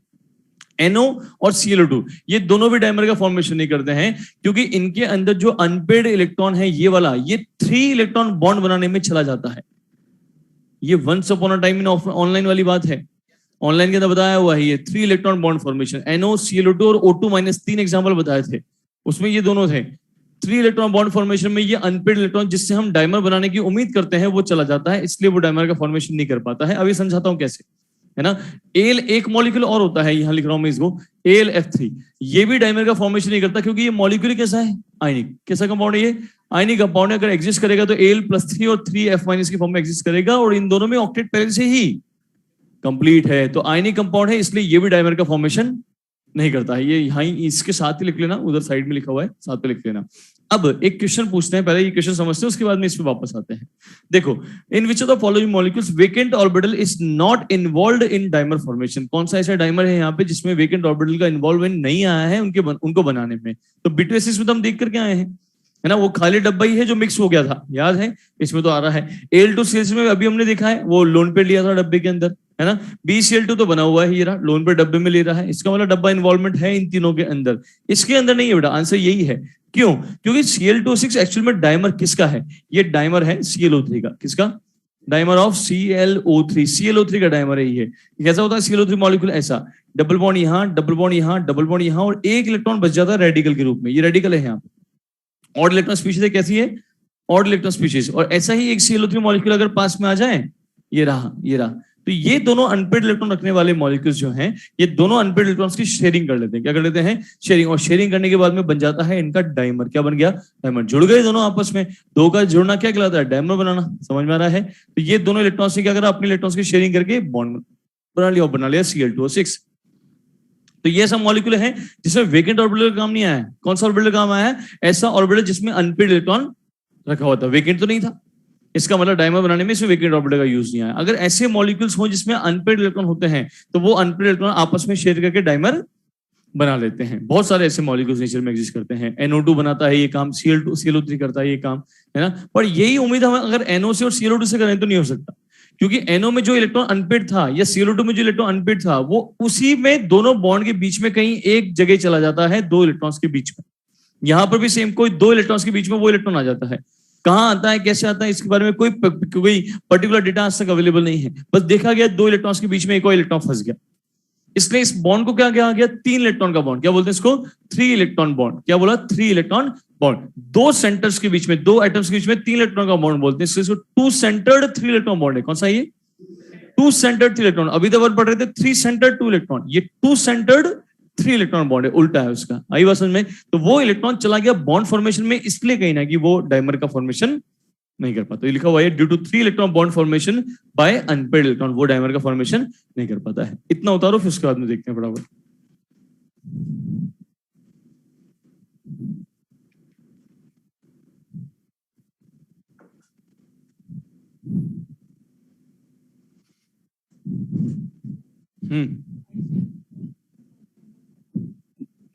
पॉलीमर नहीं बनाता बेटा, Cl का साइज इतने छोटे नहीं है, बड़े हैं, तो यहां पर मतलब पॉलीमर नहीं बनता दिखाया जाता। आयोडीन भी बड़ा है, वो भी रिपल्शन क्रिएट कर सकता है, डायमर ही देखा गया मैक्सिमम। और पॉलीमर तब बनाया जाता है जब ऑक्टेट कंप्लीट नहीं रहा, ऑक्टेट कंप्लीट करना है, ये तो वैसे ही सुपर ऑक्टेट है डायमर में, ये आगे क्यों जाएगा।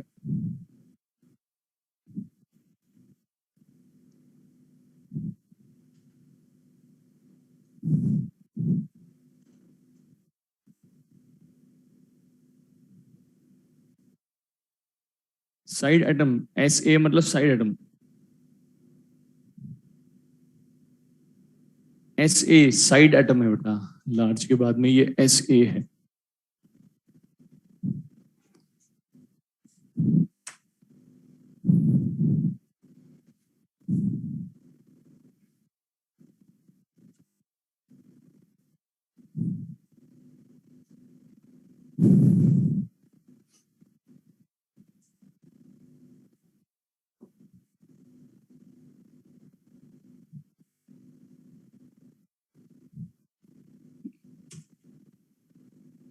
नोट के बाद molecule which do not form dimer, a point लगा हुआ है।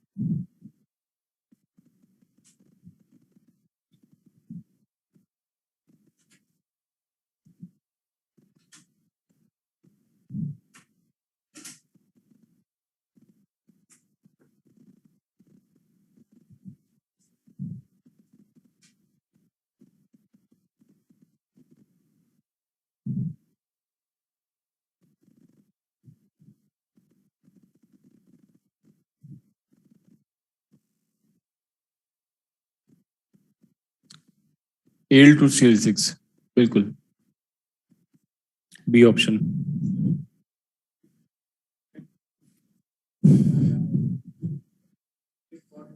नहीं, कुछ भी नहीं पता, मतलब कुछ कह नहीं सकते, कुछ भी कोई प्रॉपर मतलब अवेलेबिलिटी नहीं है डेटा की इसके बारे में कि यहाँ एक्चुअल में क्या हो रहा है क्या नहीं हो रहा है। कुछ चीजें हैं ही नहीं, मतलब सच में नहीं है, तो वो मतलब उसको छेड़ो ना तो बेटर है।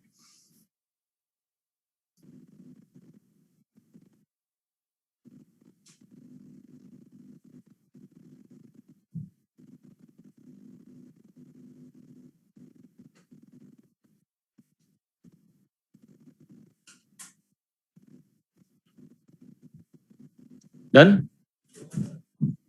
पहला कॉलम तो हो गया।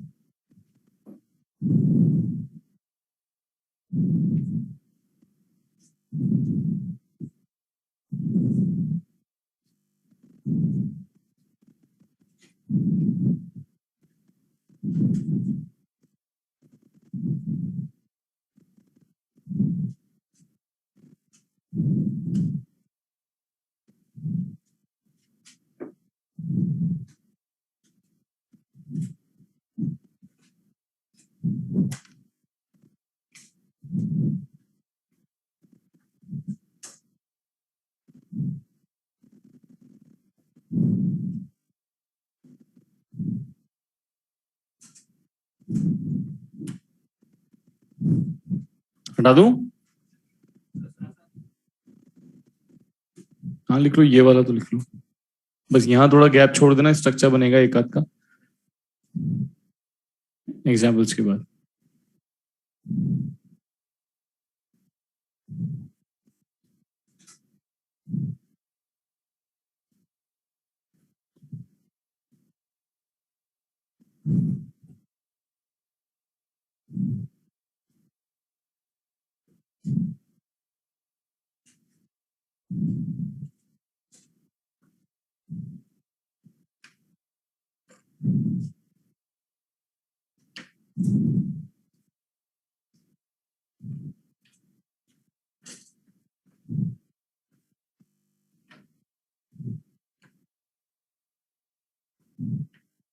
अब तो हो गया, हो गया, हटा दूं?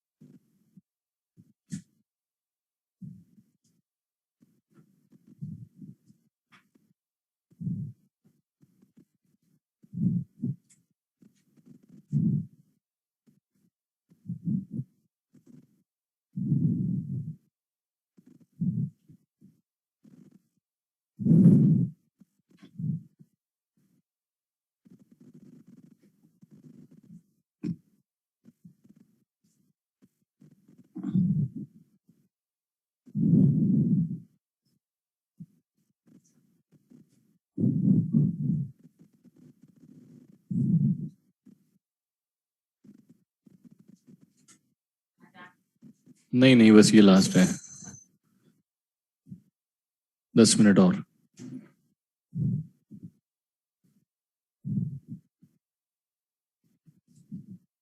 ऐसे करेगा तो नहीं छोड़ूंगा पक्का।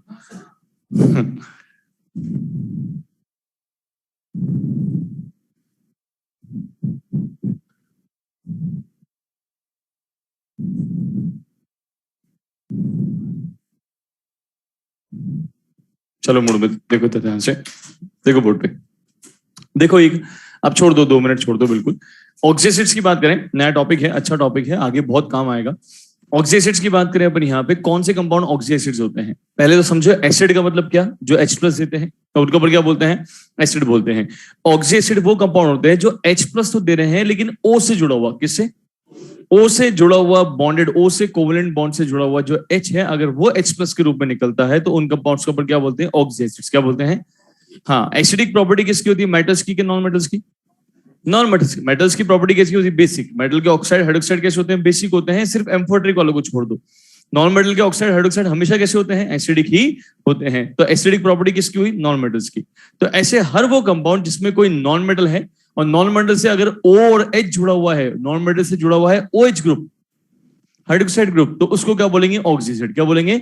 ऑक्सीएसिड। क्योंकि ये पानी में जाकर के H प्लस रिलीज करेगा और ये H प्लस निकल रहा है O से जुड़ा हुआ है, इसलिए ऑक्सी एसिड। क्या है? Oxy acid. और एसिड क्यों बोल रहे हैं? क्योंकि H प्लस दे रहा है और नॉन मेटल भी जुड़ा हुआ है, तो प्रॉपर्टी अपने आप ही एसिडिक है। ठीक है, या फिर मैं इनडायरेक्टली बोल दूं कि नॉन मेटल के हाइड्रोक्साइड्स को क्या बोलते हैं?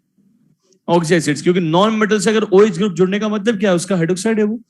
OH ग्रुप का मतलब हाइड्रोक्साइड ग्रुप है ना, तो नॉन मेटल से अगर OH जुड़ जाए तो हाइड्रोक्साइड ऑफ नॉन मेटल, तो इसको अपन ऑक्सीएसिड बोल सकते हैं। जैसे एग्जांपल के रूप में आप बहुत सारे ऑक्सीएसिड डेली लाइफ में देखते हो, जैसे ये पढ़ते हो HNO3, H2SO4, H2SO3, H3PO4, H2CO3, H3PO2, H3PO3, H3PO4, sulphurous, carbonic acid, boric acid, metaphosphoric acid, phosphoric acid, phosphorous acid, hypophosphorous, hypochlorous, chlorous, chloric, bromic, दुनिया भर के एसिड आप पढ़ते हो। वो सब क्या है? वो अपने आप में सब ऑक्सी एसिड्स हैं, जिसमें एक H है, O है, नॉन मेटल है, H है, O है, नॉन मेटल है, H है, O है और नॉन मेटल है। वो सब क्या है? ऑक्सी एसिड्स हैं। चाहो तो स्ट्रक्चर बना के देख लो एक आध का। यहाँ पर ये N के साथ में यहाँ पर O और H जुड़ा हुआ है, डबल बॉन्ड यहाँ और ये कॉर्डेट बॉन्ड का स्ट्रक्चर यहाँ पे बना। याद है आपको इसका स्ट्रक्चर? है ना, H है, O है और एक नॉन मेटल है। ऐसे इसका structure H O sulphur double bond O, यहाँ ये O, यहाँ पर ये H। देखो H किससे जुड़ा हुआ है? O से, और O आगे किससे? नॉन मेटल से। तो ऐसे हर कंपाउंड क्या कहलाएगा? Oxy acid. क्या कहलाएगा? अब इनको बनाने का तरीका क्या है? किसी भी एसिडिक ऑक्साइड को या नॉन मेटल ऑक्साइड को, क्योंकि नॉन मेटल ऑक्साइड कैसे होते हैं? एसिडिक होते हैं, उनको पानी में डाल दो। कोई भी एसिडिक ऑक्साइड या नॉन मेटल ऑक्साइड पानी में डाल दो, ऑक्सी एसिड बन जाएगा उसी स्टेट का, उसी ऑक्सीजन स्टेट का जिसमें आपने नॉन मेटल का लिया है ऑक्साइड, है ना। एक दो एग्जांपल्स को छोड़ के बाकी सब में ये फॉलो होता है। नॉन मेटल का ऑक्साइड ले लो, जिसमें नॉन मेटल की जो भी स्टेट होगी सेम स्टेट रखते हुए, सेम ऑक्सीडेशन स्टेट रखते हुए आपको ऑक्सी एसिड का फॉर्मेशन कर देना है। अगर आप ऑक्सी एसिड में से वाटर हीट करके वापस से वाटर निकाल देते हो, तो वापस कहां जाओगे? बैकवर्ड आ जाओगे। नॉन मेटल ऑक्साइड या एसिडिक ऑक्साइड आपको वापस मिल जाएगा। तो इसको अपने इसमें से वाटर निकाल करके बनाया ना, इसलिए बोल देते हैं इनको अपन कि ये ऑक्सी एसिड्स की क्या है? एनहाइड्राइड। क्या है?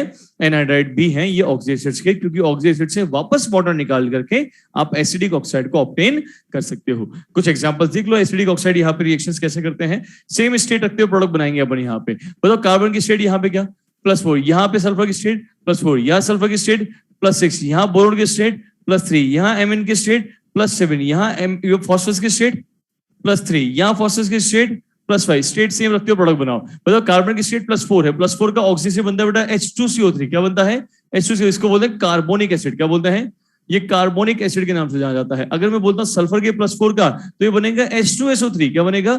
H2SO। ये बनेगा सल्फर +4 का, इसको बोलते हैं सल्फ्यूरस एसिड। क्या बोलते हैं? Sulphurous acid. नाम साथ साथ बोलते चलना, याद हो जाएंगे आपको। आगे बार बार काम आएंगे हालांकि, पर याद हो जाएंगे। यहाँ पर ही आपको सल्फ्यूरस एसिड। यहाँ पे सल्फर की स्टेट कौन सी है? +6 में बनेगा H2SO4। इसको बोलते हैं सल्फ्यूरिक एसिड। क्या बोलोगे? ये सल्फ्यूरिक एसिड है। यहाँ पे सल्फ्यूरिक एसिड बन गया। इसका बोरोन का +3 स्टेट में बोरिक एसिड बनता है। क्या बनता है? Boric acid. H3BO3 boric acid, इसको बोलते हैं बोरिक एसिड। यहाँ पे ये बोरिक एसिड है ना। यहाँ Mn की स्टेट कौन सी है? +7 में इसका एसिड बनता है HMNO4। इसका नाम होता है परमैंगनिक एसिड। क्या बोलोगे? पर मैंगनिक एसिड के नाम से जाना जाता है। H2SO4 में ये HMNO4 में Mn की स्टेट +7 आती है। मेटल का ऑक्साइड है, होना चाहिए था बेसिक, लेकिन पानी में जाके बना रहा है एसिड, क्योंकि एसिडिक प्रॉपर्टी रखने लग गया है। क्यों? क्योंकि Mn की स्टेट बहुत हाई है, बहुत हाई स्टेट में उसका Z इफेक्ट बहुत बढ़ चुका है। सारे इलेक्ट्रॉन निकाल लिए मेटल बोल बोल के, याद है। अब ये मेटल इलेक्ट्रॉन देने की मूड में नहीं है, अब इलेक्ट्रॉन लेने की मूड में है। कैसे बिहेव कर रहा है? मेटल की तरह कि नॉन मेटल की तरह? तो प्रॉपर्टी कैसी होगी? बेसिक या एसिडिक? इसलिए एसिड बना रहा है पानी में। याद है, आपको बताया था, है ना। देखो P2O3 में जो P2O3 है या P4O6 है, एक ही बात है बेटा, क्योंकि P4O6 होता है वो डाइमर होता है। क्या होता है? डाइमर। ये P2O3 का डाइमर है। ऐसे P4O10 जो है वो P2O5 का डाइमर है। इनके स्ट्रक्चर भी आएंगे आगे, इनकी प्रॉपर्टीज भी आएंगी, रिएक्शंस भी आएंगी आगे, है ना। दोनों में फॉस्फोरस की स्टेट +3 रहती है, तो यहाँ +3 और यहाँ +5, इन दोनों में +3, इन दोनों में +5। +3 स्टेट को मेंटेन रखते हुए प्रोडक्ट जो बनाएगा बेटा यहाँ पे ऑक्सीजन, वो बनता है H3PO3। क्या बनता है? H3PO। इसको बोलते हैं फॉस्फोरस एसिड। क्या है ये? फॉस्फोरस एसिड के नाम से जाना जाता है। ये फॉस्फोरस एसिड है। यहां बनेगा H3PO3 की जगह H3PO4। ये है +5 वाला ऑक्सी एसिड, जिसको बोलते हैं फॉस्फोरिक एसिड। क्या बोलते हैं? ये फॉस्फोरिक एसिड है। ये एक एसिड लास्ट में एक है और अस है, ठीक है। आ जाओ इस पे। N2O3 में N की स्टेट क्या? +3। यहाँ N की स्टेट क्या? +5। तो N2O3 N की स्टेट +3 वाला बनता है बेटा HNO2। क्या बोलते हैं इसको? Nitrous acid. क्या बोलते हैं? ये नाइट्रस एसिड के नाम से जाना जाता है। और ये N2O5 में N की स्टेट +5 है, ये बनेगा HNO2 की जगह HNO3। इसको बोलते हैं नाइट्रिक एसिड। क्या बोलते हैं? ये नाइट्रिक एसिड है। यहाँ पर ये +5 वाला आपने एसिड बना दिया। यहाँ N की स्टेट देखो क्या है? +4। अब +4 जो है वो +3 और +5 के बीच में आती है। क्या आती है? तो मैं इसको बोल सकता हूँ ये एक तरह की इंटरमीडिएट ऑक्सीजन स्टेट है। अरे बोलो ना, इंटरमीडिएट मतलब बीच में आने वाली, मध्यवर्ती, है ना। मध्यम में आती, बीच में आती है। और इंटरमीडिएट ऑक्सीजन स्टेट वाले कंपाउंड अब बार बार आएंगे आपके पी ब्लॉक में। और ऐसे कंपाउंड्स में मैक्सिमम कंपाउंड्स के अंदर देखी जाती है एक टेंडेंसी, वो होती है डिस्प्रपोर्शनेशन की। किसकी? डिस्प्रपोर्शनेशन रिएक्शन रिडॉक्स में पढ़ोगे आप, लेकिन मेरे काम आएगा बार बार, इसलिए उसको छोड़ के नहीं चलूंगा, अपन साथ साथ लेके चलेंगे। बस इतना ध्यान रखो, डिस्प्रपोर्शनेशन रिएक्शन का मतलब होता है वो लो स्टेट का कंपाउंड भी बना सकता है और हाई स्टेट का भी बना सकता है। जिस स्टेट में उससे लो का भी बनाएगा, उससे हाई का ही बनाएगा। तो +4 जो है इंटरमीडिएट स्टेट है। हर वो कंपाउंड जिसके अंदर इंटरमीडिएट स्टेट होती है, बीच में आता है कहीं ना कहीं, वो लो हाई दोनों में जाने की टेंडेंसी शो करता है। डिपेंड करेगा मीडियम कौन सा है। कुछ कुछ कंपाउंड पानी में शो कर देते हैं डिस्प्रोपोर्शनेट रिएक्शन, कुछ एसिडिक मीडियम में करते हैं, कुछ बेसिक मीडियम वगैरह में करते हैं। यहाँ N2O4 की टेंडेंसी है कि पानी में जाके डिस्प्रोपोर्शनेट कर जाता है, और पानी में जाके डिस्प्रोपोर्शनेट जब करता है ये, तो ये डिस्प्रोपोर्शनेट करके लो वाला हाई वाला दोनों एसिड बनाता है। बताओ लो वाला +4 से लो वाला कौन सा है? HNO2। कौन सा है? HNO2। और +4 से हाई वाला कौन सा है? HNO। मतलब इसने दोनों प्रोडक्ट बनाए बेटा, +5 वाला ही बनाया और +3 वाला ही बनाया। बोलो बात समझ में आई क्या? क्या कर गया ये? डिस्प्रोपोर्शनेट। क्या कर गया? डिस्प्रोपोर्शनेट कर गया। यही चीज देखी जाती है Cl2O6 में भी। अभी समझाते हैं। अब N2O4 में वाटर डाला, N2O4 को वाटर में डाला तो ये दोनों एसिड बने। मैं क्या बोलूं बेटा, अगर मैं N2O5 को पानी में डाल के ये बना रहा हूं, अगर मैं इससे सारा वाटर निकाल करके ये बना सकता हूं वापस? बोलो ना। तो इसको मैं क्या बोलूंगा? इसका एनहाइड्रेट। क्या बोलूंगा इसका? अब मैं इसको किसका एनहाइड्रेट बोलूं? HNO2 का, HNO3 का, या दोनों का? दोनों का, क्योंकि इसको पानी में डालने पे दोनों एसिड बन रहे हैं, इसलिए इसको बोलते हैं मिक्स्ड एनहाइड्रेट। क्या बोलते हैं? मिक्स्ड एनहाइड्रेट है, दोनों एसिड के मिक्सचर से वाटर निकालने पर ही बनेगा। आई बात समझ में? आ जाओ। Cl2 में Cl की स्टेट क्या? +5 वाला ऑक्सीजन बनता है बेटा HClO3। क्या बनता है? एस, इसको बोलते हैं क्लोरिक एसिड। क्या बोलते हैं? Chloric acid. यहां ये बना +7 वाला, इसको बोलते हैं HClO4। क्या बोलते हैं? ऐसे ये है पर क्लोरिक एसिड। कौन सा है? पर क्लोरिक एसिड। अब Cl2 में Cl की स्टेट क्या? +6। क्या +5 और +7 के बीच में आती है दोनों की? हाँ, इंटरमीडिएट है कि नहीं है? है। इसका मतलब ये डिस्प्रोपोर्शनेट कर सकता है? कर सकता है। दोनों बनाएगा लो हाई। बोलो ना। दोनों बनाएगा तो HClO3 और साथ में HClO4 दोनों बना देता है। इसलिए इसको भी क्या बोलूंगा? इंटरमीडिएट है, तो ये इसको भी बोलूंगा मिक्स्ड एनहाइड्रेट। क्या बोलूंगा? मिक्स्ड एनहाइड्रेट डिस्प्रोपोर्शनेट कर रहा है। आई बात समझ में? चलो इतना उतार लो, फिर आगे कंटिन्यू करते हैं, मतलब कल कंटिन्यू करते हैं। हैं? नहीं नहीं, लिख लो। सभी खींचोगे? वो भी तो लिखेंगे बेचारे।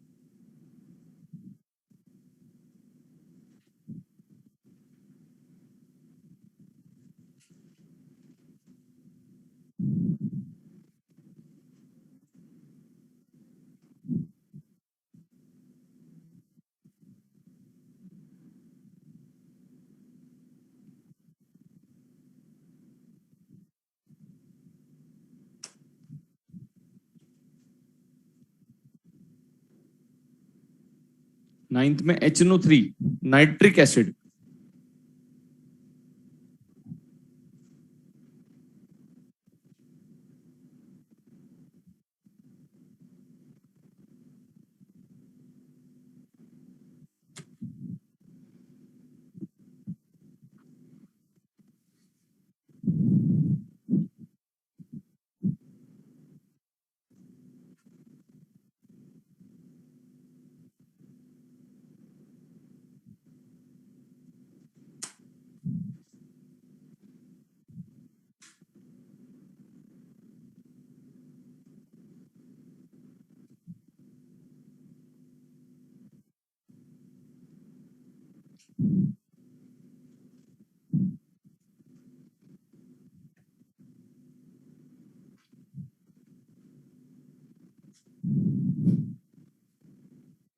मॉड्यूल किसका था ये?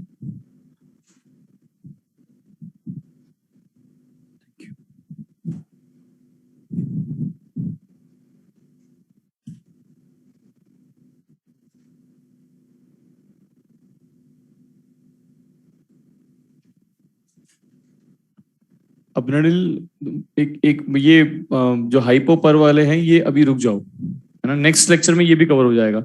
कब हाइपो लगता है, कब परोक्सो, कब मेटा, कब लगता है, अभी रुक जाओ, है ना।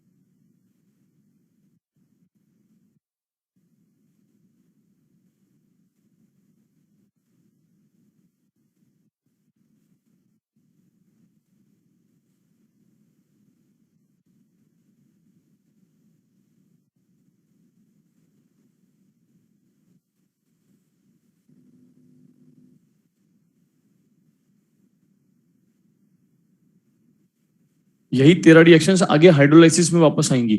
नेक्स्ट टॉपिक इसके बाद वाला, ऑक्सीडेशन के बाद में एक टॉपिक आया हाइड्रोलाइसिस, वहां पर वापस आएंगी hydrolysis of non metal oxides के नाम से। ये सब नॉन मेटल के ऑक्साइड्स हैं जिनको अपन ने वाटर के साथ रिएक्शन करवा के ऑक्सीडेशन का फॉर्मेशन किया है। तो जब वापस आएगी ना, तब वहां पर ये यही 13 रिएक्शंस वापस आपको पुरानी पन्ने पलट के लिखनी होगी।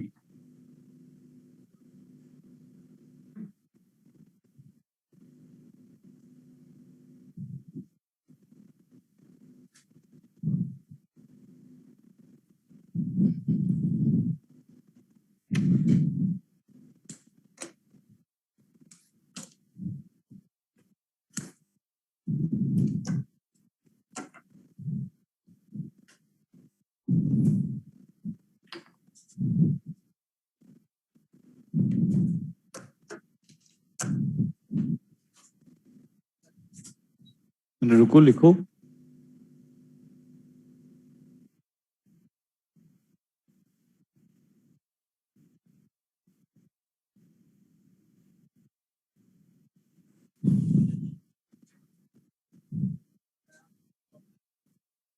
वो नहीं होगा प्रॉब्लम, लाइन ही चेंज हो गई पूरी। अभी तक क्या था कि ये जो इंटरनेट फाइबर आ रहा था वो संकल्प बिल्डिंग से आ रहा था, इंदिरा विहार से, एलन का खुद का। पर जब यहाँ पर वो लैग कर रहा था सिग्नल, तो यहाँ लोकल नेटवर्क ले लिया, शायद जियो फाइबर या रेडिनेट में से कुछ। तो अब नहीं आएगी दिक्कत, सही कर दिया उसको।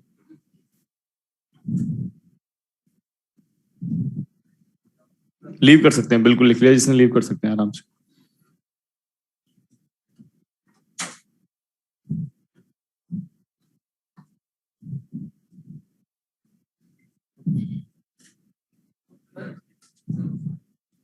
हाँ, जिसका हो गया हो जाओ। हाँ हाँ, खींच लो, फोटो खींच लो, जो भी करना हो कर लो।